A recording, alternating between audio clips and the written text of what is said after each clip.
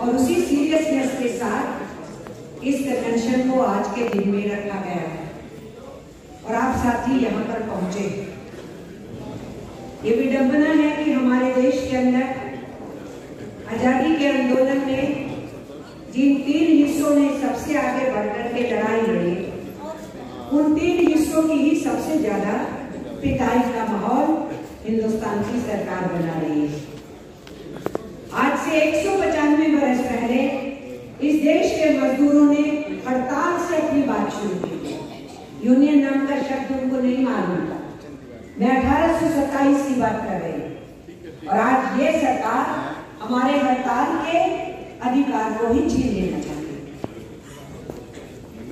किसानों ने लड़ा क्योंकि अंग्रेज उनकी जमीनें छीन रहे थे, तो वो दूसरा हिस्सा था जिसने अंग्रेजों को ललकारना शुरू किया था। और तीसरा हिस्सा था हमारे देश के आदिवासी, जिनको जंगलों से अंग्रेज बेदखल करना चाहते थे क्योंकि वहां बहुत संपदा, बहुत पूंजी है, उसका वो दोहन करना चाहते थे। इन 3 हिस्सों ने इस देश के अंदर राजनीतिक वातावरण तैयार किया। उस राजनीतिक वातावरण के तैयार होने के बाद हम देखते हैं कि 1857 का पहला स्वतंत्रता संग्राम होता है।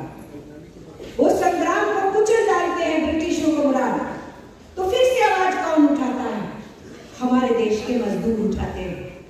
और 1861 से लेकर लगातार का वो पूरा दौर है जिसमें अभी यूनियनें बनना नहीं शुरू हुई, लेकिन मजदूरों के हड़तालों के दौर चलते हैं।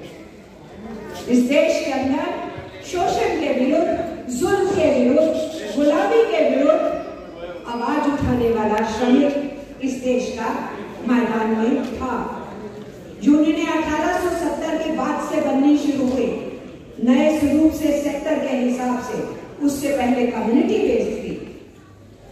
तो राजनीतिक वातावरण तैयार करना कि हुकूमतें जुल्म नहीं कर सके, शोषण नहीं कर सके, लूट नहीं सके, मुल्क को, आवाम को बर्बाद नहीं कर सके, ये हमारा सबक है हमारे मजदूर तहरीक के इतिहास का। और आज हमें इस मौके पे, जब मिस्टर नरेंद्र मोदी की सरकार को 9 बरस पूरे होने जा रहे हैं मई महीने में, हम उसको याद करना चाहते हैं क्योंकि आज गहरी चुनौती का हम सामना कर रहे हैं। हमें फक्र है कि जब 20वीं सदी आई तब तक आते आते यूनियन हर सेक्टर में बनना शुरू हो गए और उन यूनियनों ने अपने लिए मांग करने के लिए तो इस देश के मजदूरों ने पूरे देश में बंद किया। यूनियन सिर्फ फैक्ट्री लेवल, इंडस्ट्री लेवल पे थी, उस वक्त राष्ट्रीय संगठन नहीं था। और ये 1908 की बात है। 1900 से लेके 1920 तक जब पहला राष्ट्रीय संगठन बना है ITOC, ये 20 साल का दौर इस देश के अंदर उठा के ताकने का, पढ़ने का, हिम्मत लेने का दौर है। ये हमारे देश के श्रमिकों ने जहां एक तरफ आजादी के आंदोलन के हर आवाम में बढ़ चढ़ के हिस्सा लिया हमारे श्रमिकों ने, वहीं उसके साथ साथ उन्होंने अपने लिए, अपने हकों की लड़ाई को भी आगे तेज किया। इस तरीके से पहला राष्ट्रीय संगठन बनने के बाद फिर इस देश के अंदर और भी मुस्तैदी और तेजी से लड़ाइयां लड़ी गई और वो पूरा का पूरा दौर भरा हुआ है हजारों हड़तालों के इतिहास से।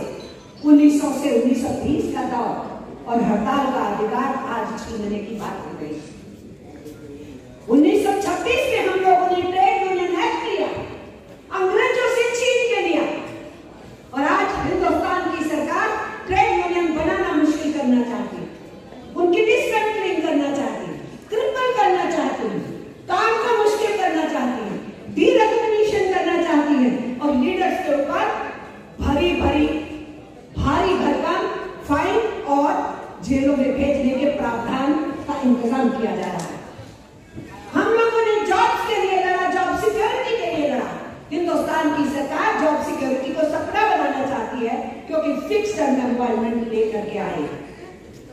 जो हमने लड़के ट्रेड यूनियन को लीगलाइज कराया, आज उसको इलीगल करने का रास्ता है सरकार का। जो हमने लड़के 1923 के अंदर काम के स्थान पे सुरक्षा मिले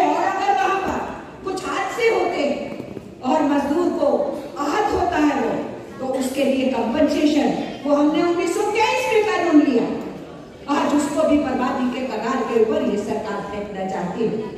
यहाँ पर कोल सेक्टर के माइनिंग के दूसरी माइनिंग के साथी यहाँ बैठे। 1922 में हमने माइन एक्ट लिया अंग्रेजी राज के अंदर। 1936 में हमने एक्ट लिया payment of minimum wages act. इस देश के अंदर जितनी लड़ाइयां लड़ी गई ब्रिटिश राज के टाइम में, तो हमने कुछ छीना। और देश का विधान और संविधान कैसा हो उसकी चर्चा परिचर्चा ही नहीं की देश के मजदूर वर्ग ने। उस संविधान सभा की मांग भी हिंदुस्तान के मजदूर ने उठाई थी। जब इस देश के अंदर अंग्रेजों को लगा भगत सिंह, सुखदेव, राजगुरु फांसी के तख्ते पे गए, मनमथनाथ, गुप्त और दूसरे आंदोलनों को आगे बढ़ा रहे हैं, बिस्मिल अशफाक उल्लाह भी फांसी के तख्ते पे चढ़ गए, और कितने लोगों को जेलों के अंदर सड़ाया जा रहा था। उस पर्टिकुलर दौर के अंदर जब अंग्रेजों को लगा हमें छोड़ के जाना पड़ जाएगा, ऐसी स्थिति के अंदर अंग्रेजों ने कहा था, हिंदुस्तान के उस समय की पॉलिटिकल फोर्सेस को कहा था कि आप हमारे राज के तहत अपना सेल्फ रूल ले लो और राज करो, लेकिन राज ब्रिटिश का रहेगा। तो इस देश में किसने सबसे पहले आवाज उठाई? इस देश के मजदूरों ने सबसे पहले आवाज उठाई और कहा हमें ये मंजूर नहीं। 1921 में आज उसी ने सेकंड सेशन में झरिया में पूर्ण स्वतंत्रता का नारा पास किया था। 1929 में इंडियन नेशनल कांग्रेस के प्लेटफॉर्म के ऊपर से ये नारा पास हुआ था। इसलिए 30 के दशक के अंदर अंग्रेज ये कहे जब 40 का दशक पास में आ रहा है और कहें कि तुम सेल्फ रूल लो और हम राज करेंगे, इस देश के मजदूर ने आवाज उठाई और कहा कि ये नहीं होगा। जब इस देश के अंदर पूरी आजादी की लड़ाई का आंदोलन तेज हो चुका है, तो कहां प्रश्न उठता है कि अंग्रेजों का राज यहाँ पे रहना चाहिए। इसलिए ये चिंता करो कि आजाद हिंदुस्तान कैसा होगा, उसका संविधान कैसा होगा, उसका विधान कैसा होगा। आजादी के आंदोलन को तेज करो और ऐसा संविधान बनाने की बात करो। ये बात उठाई इस देश के मजदूर ने, और आज हम देख रहे हैं कि हर अधिकार को छीना जा रहा है। आजाद हिंदुस्तान में जो कुछ हमने कॉन्स्टिट्यूशन में हासिल किया, जो कॉन्स्टिट्यूशन के चलते हुए पार्लियामेंट और लेजिस्लेशन से हासिल किया, उसको भी आज लेबर कोड्स के जरिए से उस पर पानी फेरा जा रहा है, झाड़ू लगाया जा रहा है। तो लेबर कोड्स हमारे लिए सिरदर्द है। जॉब्स सिक्योरिटी नहीं है, वो खतरे में डाली जा रही है। जॉबलेस हो रहे हैं लोग और अनएम्प्लॉयमेंट तेजी से बढ़ रही है। अर्थतंत्र ध्वस्त हो रहा है और नरेंद्र मोदी कह रहे हैं कि बल्ले ही बल्ले है, अर्थतंत्र तो बहुत बढ़िया। क्या कहने हैं इनके? ये कह रहे हैं अर्थतंत्र बहुत बढ़िया है, तो हमें जवाब दे। इन्हीं का वो क्राइम ब्यूरो है हिंदुस्तान का, जिस क्राइम ब्यूरो ने इस साल रिपोर्ट देते हुए कहा कि जो आत्महत्याएं हो रही है उसमें से 25% आत्महत्याएं दिहाड़ीदार मजदूर की हो रही है। हमारा मजदूर जिसको काम नहीं मिल रहा है, दिहाड़ी का काम मिल रहा है, पूरा महीना नहीं मिल रहा, घर में चूल्हा नहीं जल रहा, आत्महत्या के रास्ते पे निकला है। इसलिए हम ये कहना चाहते हैं कि आप कितना अधिकार की तरफ धकेलोगे हमको। आपने किसानों को चीटिंग किया, 13 महीने वो बैठे, 750 किसान शहीद हो गए और तुमने उनकी एक भी मांग मानी नहीं। और 26 जनवरी को जिस दिन रिपब्लिक डे था, जींद के अंदर संयुक्त किसान मोर्चा ने दिखा दिया कि हम फिर से मैदान के अंदर उतरे हैं, हम देख लेंगे इस सरकार। तो मजदूर आंदोलन पे है, किसान आंदोलन पे है, विद्यार्थी नई शिक्षा नीति के खिलाफ लड़ रहे हैं, शिक्षक लड़ रहे हैं, नौजवान रोजगार मांग रहे हैं, समाज का हर हिस्सा लड़ाई के मैदान के अंदर है। और अभी इसी 21 तारीख को जो जितने सेंट्रल और स्टेट गवर्नमेंट एम्प्लॉइज की यूनियन और फेडरेशन, उन्होंने बहुत बड़ा कन्वेंशन करके और सबकी पेंशन के प्रश्न को उन्होंने कहा कि ओल्ड पेंशन स्कीम को बहाल करें। वो सब हमारे मांग पत्र का हिस्सा, वो सब जो संघर्ष हो रहे हैं हमारे मांग पत्र का हिस्सा। तो ये जो हिंदी और अंग्रेजी में आपके बीच में